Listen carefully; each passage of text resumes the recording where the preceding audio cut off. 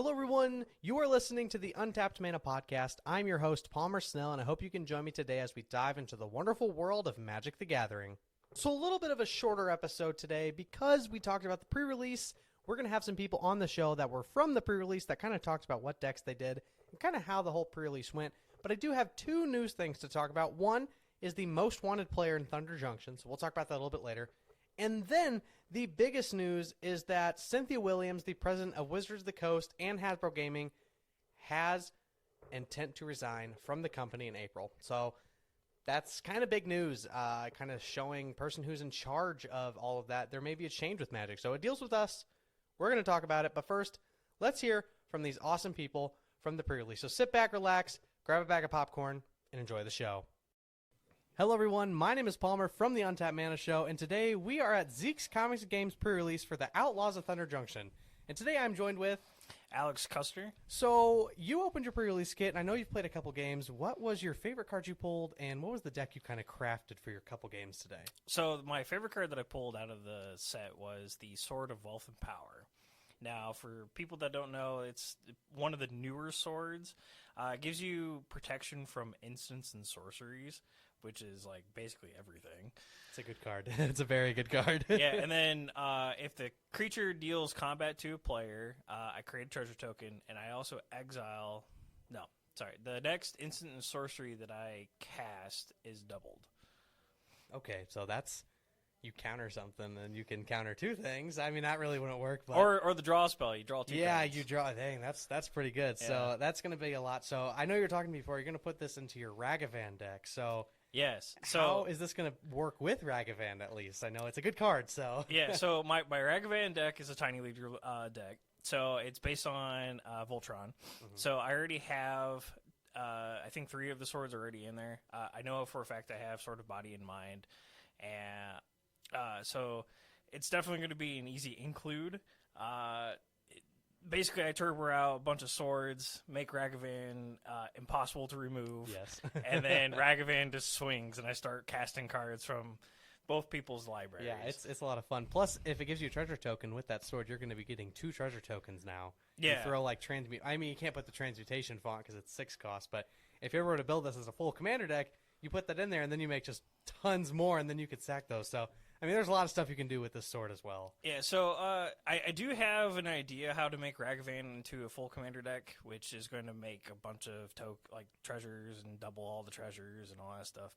But the Tiny Leader one is so much more fun. The Tiny Leaders is a lot of fun. I know we talked about that last week, and with the tournament coming up this week, is there any cards that you pulled from the pre-release that you're thinking of putting into your Tiny Leaders deck, maybe? Besides the sword, of course. Besides the sword. So there is a new card that if I commit a crime, I don't remember what the name of the card is, but if I commit a crime, it becomes unblockable. And then when I deal damage to a player, I get to draw a card. So he's pretty handy, and he's a 1/3. So that's not too bad at all. I mean, you want that card draw, especially in Tiny Leaders. You want to get to where you can, because I know a couple of the tutors you can't get, and it's a mono red deck, so like you can't really tutor for a lot anyway. So you really want to draw to get through your deck. No, but to find stuff. the best tutors in Ragavan will probably be Goblin Welder and Goblin Engineer. Mm-hmm. I mean, those are going to get what you really need to get those artifacts, to get those swords right onto. Oh, yeah, especially since Ragavan makes the treasure tokens. Yeah. Because I can just swap the treasure token for a sword. It makes it pretty easy. Yeah, it's pretty good. So what deck did you make today to play during the pre-release, or at least what did you pull to put together to play? So the 2 colors that I'm playing are blue and white, which is a Azorius deck.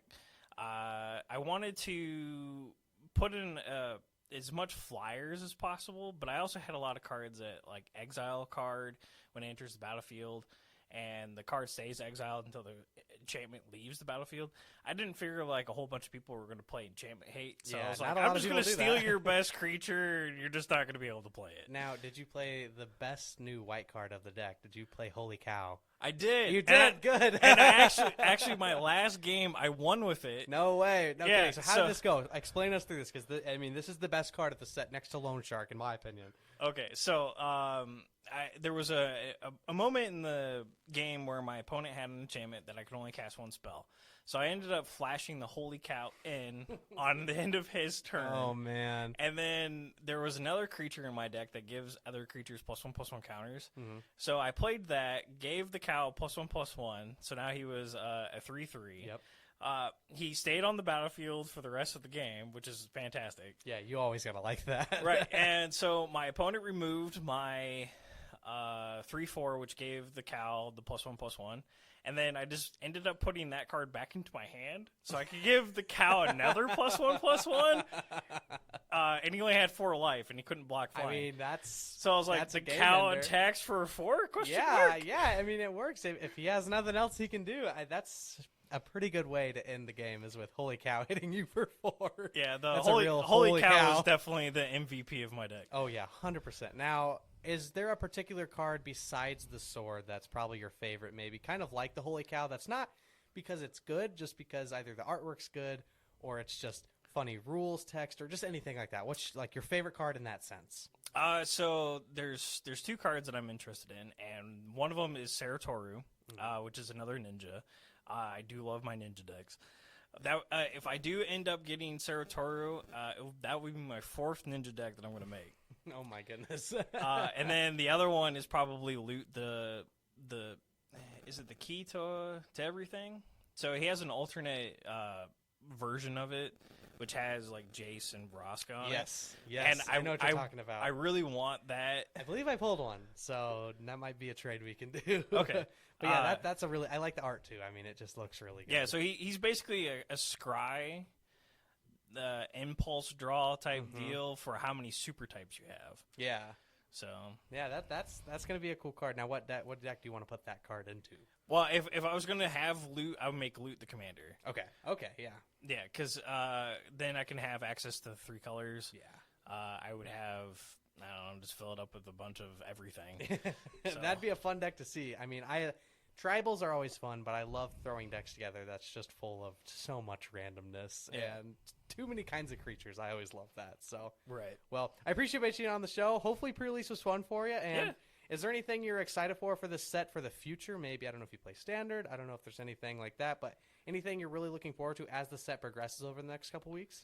So I'm a very avid commander player, and so this set comes with the new Desert Lands, and Desert Lands are pretty terrible. But I really like to make decks that have terrible lands and make them good. So I'm gonna be making a desert deck. Well, I'm very excited to see that and play against it. We're gonna hopefully have some content on the channel with commander decks, because I know you got 2 of them and I got 1 of them. So we're gonna have some videos where we're gonna play through all the commander decks. So which one of the 2 that you buy that are your favorite?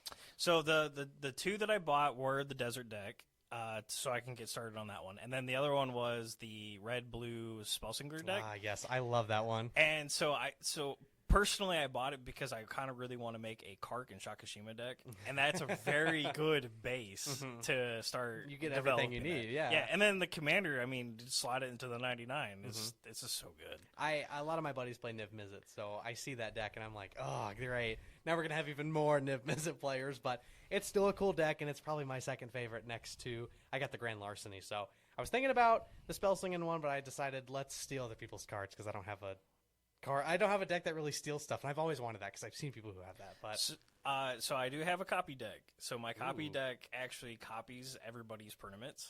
Okay. And so if you need some help figuring out how to steal some cards, let's get that together for sure. So with Outlaws Thunder Junction, we have the pre-release happening today. Again, thanks for being on the show. We appreciate it. Can't wait to see what goes on. So who am I with, and what deck did you play today with our pre-release? Daniel Swan. I played a black, red, blue deck. So what does that entail? Like, what does it do? What was your, at least, goal for it? Not sure what it does. My goal was, my pre-release card was Rakdos. Okay. And so it had a lot of good creature sacrificing abilities, but then I pulled too many good blue cards not to splash blue in. And I also pulled the Okija or whatever, the black, red, blue card that gives double vault keeps. Yeah, just, might as well grab just good that, power. yeah. But I ended up getting 2 of the Rakdoses. and, Okay. quite a few number of the mercenary creation things. So it worked out pretty well. Good. I went 2-1 in the first game. It's always good when a pre-release deck always works out because it's never a given if it's going to work or not. And you got to know if you have the good deck testing skills. So yeah, it drew fairly well. It's a 44 card deck. okay, so you're right, kind of over that, like at that right perfect number. So what was the favorite card you pulled, either from products you got today or just your pre-release kit? Kind of the favorite card you just got today in general. I haven't opened all of the product that I've purchased yet, but out of the pre-release kit and the bundle that I've opened so far, trying to think. Definitely the Rockados is nice. Yeah. But there was a card in my bundle, trying to remember what it was. I think it was the red, green, white creature that gives you, what if a legendary creature has an ability, it triggers additional time. Yep. Okay. Because I have 3 decks that can go in. Yeah. I have a Shalayan Halar deck, which has a triggered ability whenever a 1/1 counter is put on a creature. I have a Vojit commander deck that I'm building. And we were me and someone else were just talking about Vojit today. Vojit's just gross. And then the other triggered ability is, in those colors, would be my Aragorn deck. Okay, so that kind of that fits into all those decks, and that's a good card. So basically Aragorn doubles. Yeah. And then combine that with Roaming Throne. Yeah, it's like, oh, okay, so you want one? No, you're going to get like I cast a green creature. I give one of my creatures plus 30. Good luck. That's perfect. Throw a Craterhoof in there. You're all good. Yeah. Get enough creatures. What was your favorite card from the set? Maybe not that you've pulled, but one maybe that you want. Just a card, maybe a chase card from the set. I mean, I always like the Mana Drain. I yeah, don't play of blue a course. whole lot, but who doesn't want a Mana Drain? Who doesn't want a Mana Drain? Best card. There was a couple in the vault that I was excited about. I just don't remember. I haven't looked at the full set yet. I haven't had time this week. It's been busy, but there was a couple of them in the vault set. The big score. Yes, that, there's a lot of cool cards. That like looked the pretty sword, cool. You know, you got stuff like that. Lots of cool cards. In this I'd love to get one of the Stoneforge Mystics. That's just a good card to have. Yep. 100%. But there was one card I just don't remember what it was called. That's fair. So I know I was looking for the Mana Drain. Of course, that's kind of the chase card that everybody kind of likes. Yeah. What kind of product did you get? So what are your chances to pull stuff? Like what haven't you opened yet? I have 2 play booster boxes. Okay, so you have a chance to get that Mana Drain. So that's definitely. And I'm probably going to buy a collector pack or 2 before. Always got to get 1 or 2. You never know. You pull that textured foil. Yeah. So like the one you got me 2 of the what were the confetti foils out of Wilds of Eldraine? I believe it was I know it was the Parallel Lives. And the Rustic Study, the confetti foils. Yep. So I've been told I may have Magic you pull hands. my packs tonight. Yes, for sure. So I've been told to have magic hands when pulling packs. So for certain people, that is true. I can't pull anything for myself, and I usually can't pull anything for one of our buddies, Kevin. Yeah, because I don't know how that happens. He gets the most magic too, which is like, all right, that works. Well, you pull well for me. Good, and that's all that matters. Exactly. So hopefully we can get you a textured foil. I personally pulled a textured foil, and I realized that because I had gloves on, I was just dumb. So. Hopefully we can get that and see at least one in person. Yes. So, well, I appreciate you being on the show and talking, and thank you again. Yeah, not a problem. So thank you to everyone who was on the show. That was a lot of fun. The pre-release was a lot of fun. I opened up on videos on my YouTube, so definitely go check that out. I have videos for a pre-con, a bundle, a pre-release kit, a collector pack, and some deck boxes. So there's kind of a lot. Definitely check that out. Lots of new content. I got a new kind of setup, so I was really excited to make videos. So definitely go check those out on the YouTube. Link in my Instagram and the link tree. You can find it anywhere. It's linktr.ee/untappedmanashow. So go check that out. Tons of cool content. But getting into the news, we're going to be starting off. Again, there's not a lot going on today, but there is one new thing, and it is the most wanted of Outlaws of Thunder Junction. So this is talking about the Standard Showdown, and it looks like if you can win the Standard Showdown, you're going to get, it's called the 1 Gold Nugget Reward, and it is a just straight yellow D20. Spin down. I'm just kind of looking at this. This looks really cool. And now I will say my favorite color is yellow, so I'm definitely going to go try to win this. But it is really cool, and it's just, straight yellow. So that's super cool. So if the player that manages to evade capture by winning all their games, they will get to keep a golden nugget dice for themselves. This will continue to run at each Standard Showdown event until the vault is empty, so while supplies last. So you can come back each week and try and catch the most wanted player, or maybe find yourself on the bounty board. So that sounds really cool. Super excited about that. I hope I'm able to join in. Hopefully win one. I'd love to showcase it. And again, my favorite color is yellow, so I'm really hoping I can either buy it off somebody or win it myself. But on to some other news. Cynthia Williams, the president of Wizards of the Coast and Hasbro Gaming, informed Hasbro on Monday her intent to resign from the company on April 26. Hasbro did not specify a reason for Williams' resignation on its 8K filing, a report that companies must file when an SEC to announce major events. So I got all this information off StarCityGames.com. Thank you for kind of filling me in on this. I saw that, and it says that Williams was appointed the position of president of Wizards of the Coast and Hasbro Gaming on February 21st, 2022. She joined Hasbro after working as a general manager and vice president of the gaming ecosystem commercial team at Microsoft. The news comes just over a week before Hasbro will release its first quarter of 2024 earnings, which is scheduled for April 21st. Hasbro is currently conducting a process to hire her successor. So, what does this mean for the future of Wizards? Now, who knows? It could change. Maybe there's a lot of people that are not really happy with Wizards of the Coast, and this may be kind of a step in the right direction. So it's kind of nice to see that, and I'm really hoping that maybe we're going to see something different, maybe better secret layers, just better things in general to bring the population of fans like back and actually enjoying the game again. Now, don't get me wrong, I enjoy the game, but I'm getting to a point where I don't have fun opening boosters or even product. So maybe they can take a step and make it more exciting. Maybe that's just me. Definitely let me know your thoughts down below. Send me a DM. Let's have a chat about this. Again, my own opinions. You can definitely have any other opinions you may have, and I'll respect all of those. But that's just my opinion on the fact of the matter. I'd like to take a minute to thank Zeke's Comics Games for being the sponsor of this show and this episode. Zeke's Comics and Games is a store located in Washington, Illinois. It is a comic and game store full of so many things that all the nerds will desire, especially myself. I worked there for about 3 years. I've been going there for 9 years. I love the shop so much. Lots of cool product. There's so much you can get and so much we can order for you too.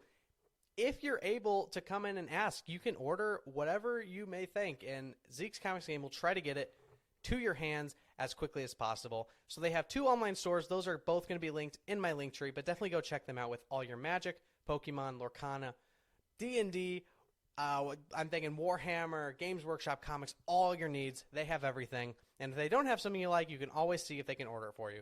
So thank you again to Zeke's Comics Games for being the sponsor of the channel and this episode.